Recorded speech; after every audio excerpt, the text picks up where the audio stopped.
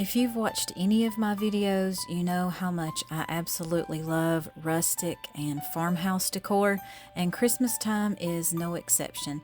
So today I have several ideas for you that are farmhouse inspired.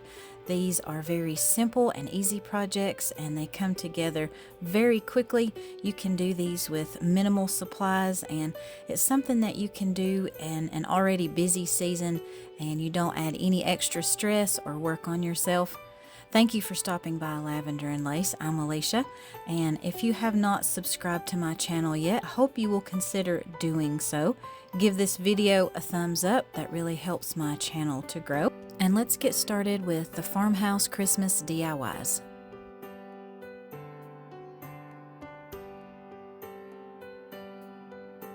This idea couldn't get any easier. So the first thing you need to do is just preheat your oven to 200 degrees. And I grabbed 2 oranges for this project, and all you have to do is start slicing them as thin as you can. That will just help make the drying process go a little bit quicker. I just cut off the small part on the bottom to make it a little bit easier to start slicing these, and I tried to slice them as evenly as possible. And you can do as many oranges as you want for this project. Obviously, the more that you cut up, the more that you will have to use for other DIYs and gift ideas. And then you'll just want to lay out your slices on some paper towels and then press down with some additional paper towels. You're just wanting to try to remove as much of that juice as possible before you start baking these. And you want to line your baking sheet with some parchment paper. This will just help keep those oranges from sticking to your baking sheet. And then all you do is lay them out evenly across your baking sheet. Make sure they're not overlapping or anything like that.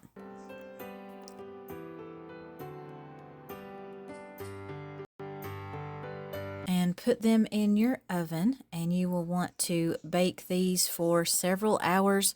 The bake time will just depend on your oven temperature and how thick or thin that you sliced your oranges. And then you will want to turn these every 30 minutes. This just makes sure that these bake and dry out evenly. And once you have that done, you have some beautiful orange slices to make into a garland or add in your Christmas decor any way that you would like to. You can also add some dried apple slices to these as well, and that would look great in glass jars like I do with these orange slices. And I would love to know if you guys like to use natural things like this in your Christmas decor.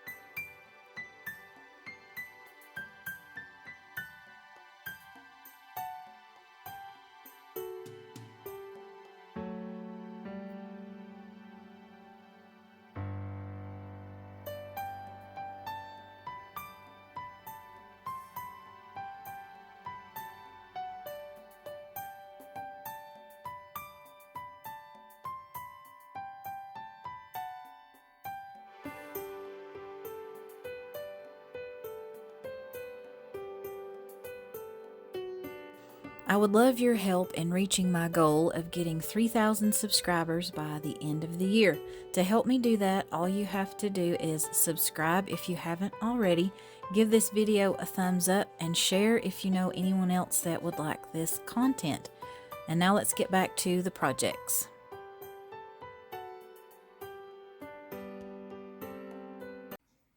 I wanted to add just a little bit of Christmas decor on the tops of my kitchen cabinets. Ignore any of the spider webs or dust bunnies that you guys see up there. This gets cleaned maybe once a year, if I'm good about it anyway. So I was just looking at the different things that I had up there and trying to come up with easy ideas on how I could kind of dress these up for Christmas time. I didn't want to put a whole lot up there because, what goes up must come down, and I didn't want to add any additional work for myself. So I picked out a few of the items up there to add just a little bit of Christmas decor to, and one of those is this. This is kind of a top of a cake pan decorative piece. It gives you that star look on the top of your cake. And this was my granny's, and I just inherited that when she passed away. And I didn't want to do anything permanent on this, so I just took a nail and put a small hole in one side of this cake pan, and that's just going to allow me to add a little bit of decoration on there, and I can take that off after Christmas and change it out any way that I want to. And then I just started pulling out some of my Christmas embellishments, some fabric and some greenery and some berries, and I just started playing around with this fabric, kind of seeing how I wanted to make this into a bow. Some of my strips were too small to tie these, and I just kind of added different colors, different lengths, saw what I liked the best, what I thought would look the best on this, and I just glued some of those smaller pieces together to form some loops, and then I would glue two of those loops together, and I just repeated that for the different colors that I wanted to use for my bow, just removing any of those additional little threads that like to come off of this frayed fabric. And then all I did was glue all of those different colored loops together and made kind of a little bundle of all of my fabric pieces.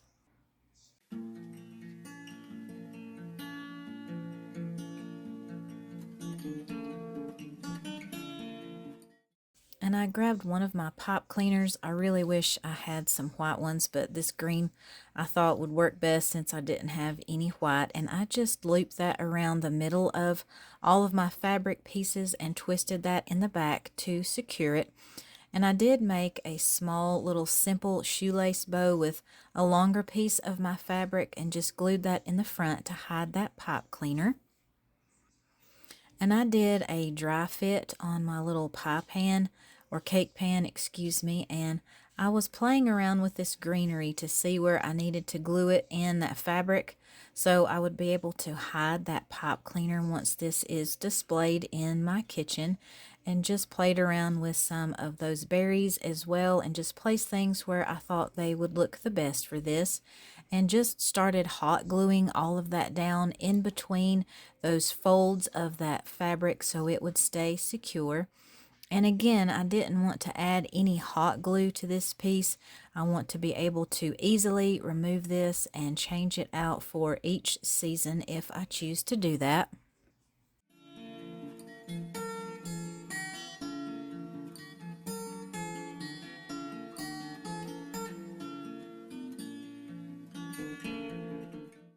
And since I made that hole with that nail, it is just so easy to thread that pop cleaner through there. Just twist it on the back and secure that.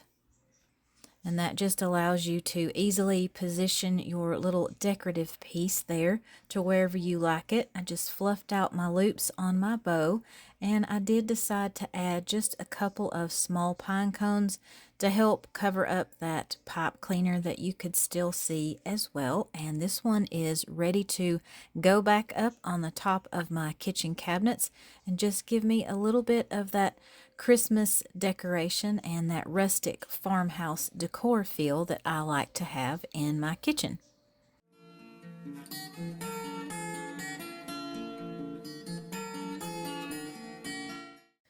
For this next idea, I grabbed some of that same red and kind of cream colored ticking fabric. I like to use the same colors of fabric and greenery and things like that in all of my decor. It just makes everything look like it goes together, kind of like a set that you may have bought that way. And I found several of these box graters at a church yard sale a few years ago, and I picked up 4 of those. And I thought these would be something that you could easily add some decorative pieces to as well. So I just started by tying that fabric piece on the handle of this. It kind of looks like a little scarf.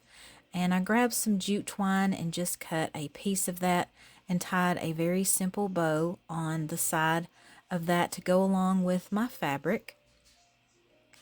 And I had some of these red jingle bells that I got from my Dollar General store, and I just tied a couple of those on the ends of my jute twine, made those different lengths so that it would look better once it was displayed, just trimmed off the ends there. And I glued my fabric in just some places to where it would lay the way that I wanted it to. So when I have that displayed, it would be in the places that I wanted it to be and not just hanging off to the side or somewhere crazy like that. And I grabbed a couple of small pieces of greenery and just glued that to the fabric. Again, I did not want to do any hot glue on these box graters. It's just easier that way, and you can just change things out super quickly.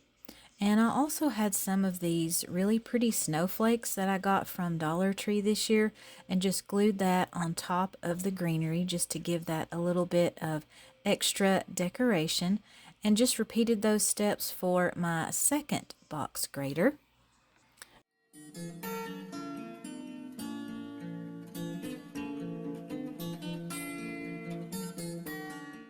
And just for video purposes, I did light a candle to show you guys how pretty that would be inside one of these box graters. I would highly recommend using an LED battery operated candle for this, but that real candle is just absolutely beautiful. You get such a pretty glow from that. And if you do use a real candle, please don't leave that burning unattended. But what do you guys think about these ideas to add a little bit of Christmas to your kitchen decor?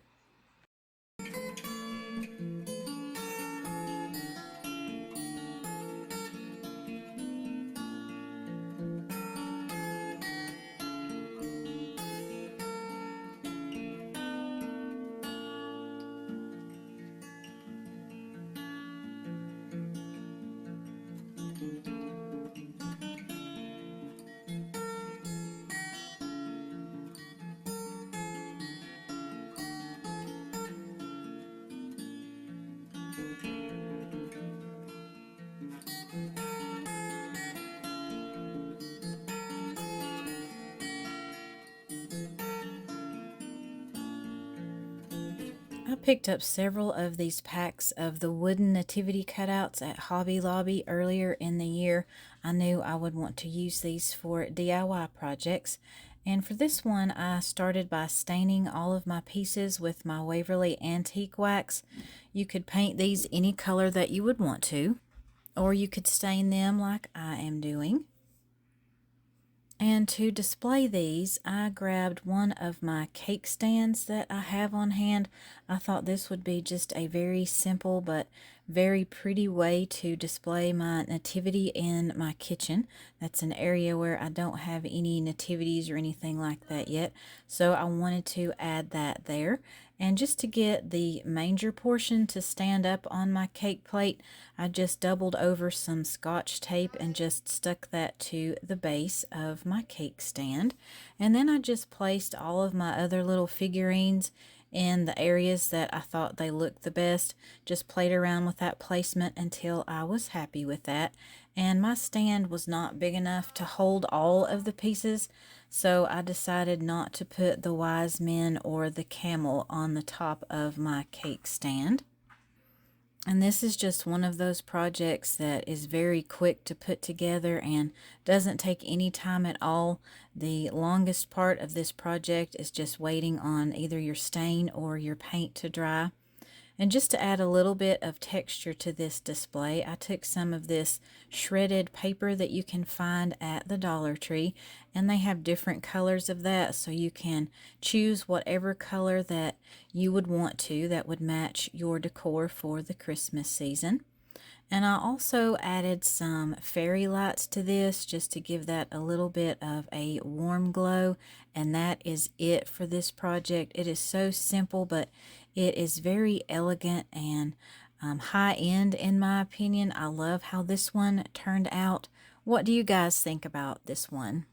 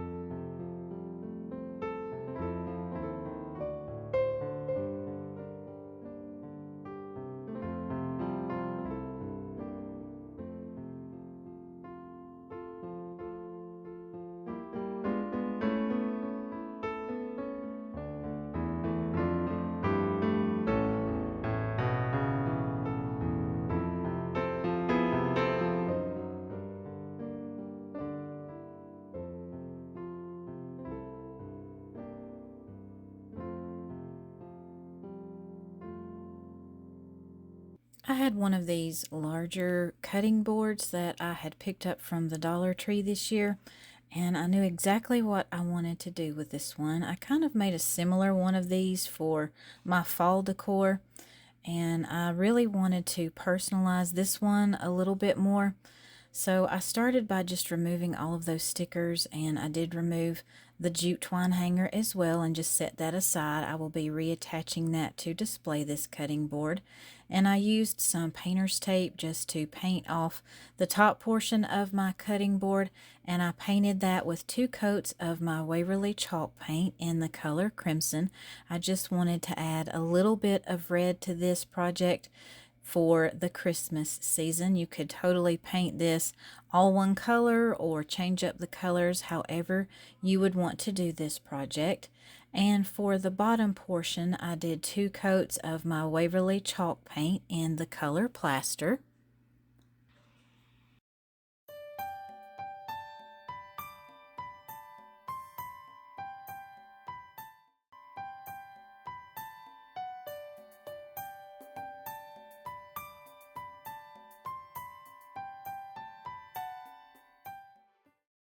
And once that paint was dry, I did a light coat of Mod Podge all over the entire surface of my sign. And if you guys have watched any of my previous videos, you probably know what technique I'm fixing to do with this. It is just one of my favorite ways to get any kind of artwork, text, or design onto a wood piece like this. And you will want to let your Mod Podge completely dry. You don't want to have any stickiness or tackiness left in your Mod Podge. And I just created this recipe in Canva. This is a family recipe that is very special to me. We made these jelly cookies with my granny every year at Christmas time, me and my cousin. So I just have some really fond memories of being in the kitchen with her and making this recipe, and we would eat the cookie dough, and it's just one of those memories that I will treasure. And I wanted to pass on this recipe to my kids. Unfortunately, I can't use the exact recipe anymore because me and my kids are all gluten-free. We can't eat regular cookies anymore, which is such a shame. But anyway, I printed out that recipe on some tissue paper. And if you want an in-depth tutorial on that, I will link one of my older videos that shows you how to do that more in depth. It is just a very simple process. And once I had that printed and removed from the printer paper, I just laid that on the top of my cutting board and centered that. And I had my little Cricut mini press preheating, and I just use a Teflon sheet to protect my tissue paper design. And I like to start in the center of my design and just iron that onto whatever surface that I am working with. And that heat just reactivates that Mod Podge and applies your design, and you don't get any wrinkles or bubbles or anything. This always works perfectly for me. And just to smooth out those edges, I took one of my large fingernail files that you can get in a 2-pack from the Dollar Tree and just removed all of that excess tissue paper from the edges. And I also did just a very little bit of light distressing on those corners. I didn't do too much on this piece. And I also went back in with another light coat of Mod Podge. This will just seal in your design, and I did that over the entire cutting board, and this will seal down any loose edges that you might have gotten from your tissue paper when you sanded off those extra edges. And I just reattached my hanger to the top, and this one is ready to be displayed in my kitchen. And every time I look at this, it just puts a smile on my face and takes me back to the days when I was a kid at Christmas time and making those cookies with my granny in her kitchen. What do you guys think about this one?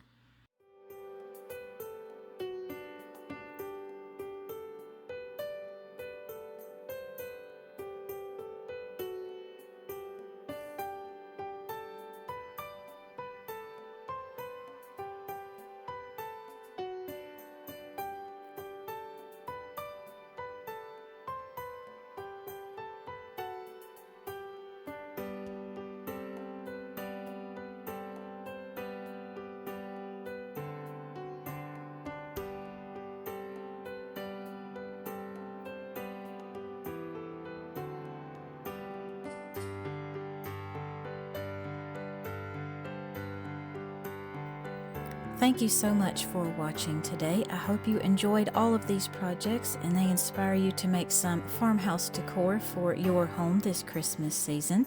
Please give this video a thumbs up, and I would also love to connect with you on Facebook and Instagram. You can find links to both of those in the description box. Here's some more videos that you might enjoy, and I will see you guys in the next one.